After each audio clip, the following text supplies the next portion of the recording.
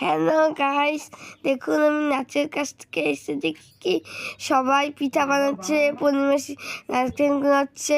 আর আমার তো একটু সর্দি লেগেছে, জন্য আমার নারকেল খেতে মনে করছে। কিন্তু আমার নারকেল খেতে খুব ভালো লাগে, আর নারকেলগুলোকে ধুয়েছে না। আর এই দেখুন আমি অল্প খেয়ে নিলাম, মাথা আমাকে বকা দিচ্ছে, কিন্তু আমি তো না খেয়ে ছাড়তামই না। এই যে খেয়ে নিয়েছি। তারপর দেখুন এখানে চালের গুঁড়ো মিশিয়েছে। দাদা তো চালের গুঁড়ো ভেঙেছিল, তো তাতে এনেছে। এখন মা এই যে মিশাচ্ছে, তারপর আটা দিবে। এই যে আটা, তারপর দিবে গুড়। এই যে আটা দিচ্ছে, এই দেখুন। তারপর এই যে গুড় দিচ্ছে, গুড় অল্প কমই দিয়েছে, কারণ অন্য পিঠা বানাবে তো, অন্য পিঠা তো লাগবে, এর জন্য অল্পই গুড় দিয়েছে।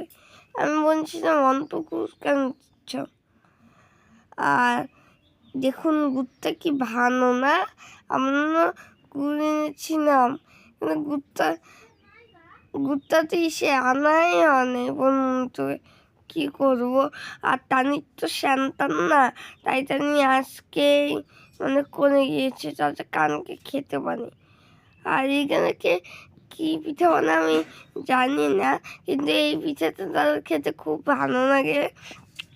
আর এই পিঠাটা নাম মা বলেছি, কিন্তু আমার মনেই থাকে না পিঠাটার নাম। আর আমার তো পায়ে ভেতেছে, টানি তো সেন্টার থেকে এসে আনো পিঠা বানাবে, আমি পিঠা খেয়ে বাড়ি চলে যাবো, কারণ পায়ে ভেতেছে তো। আর দেখুন এখানে তো সাদা পিঠা বানাচ্ছে, প্রথমে দিয়ে দিল মিসকাটটা।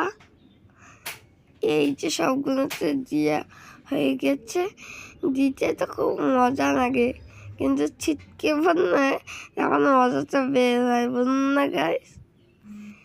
এই যে ঢাকনা দিয়ে দিয়েছে। আর এই দেখুন এই পিঠিটা কেমন হয়েছে, পাতার মতো হয়েছে না?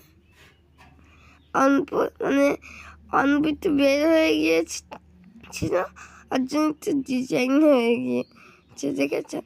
দেখুন আগে তো কতগুলো পিঠা, এই দেখুন দুধ পিঠা। এখন তো আপনি দেখাবো। আর এখন টানি সান্তার থেকে এসে গিয়েছে, এখন টানি নেস করে আনো পিঠা বানাবে আজকে। দেখুন আজকে আমি এখন খাবো, সকালে উঠেই খাবো মনে হচ্ছে। দেখতে তো টেস্ট আজকে টাটা।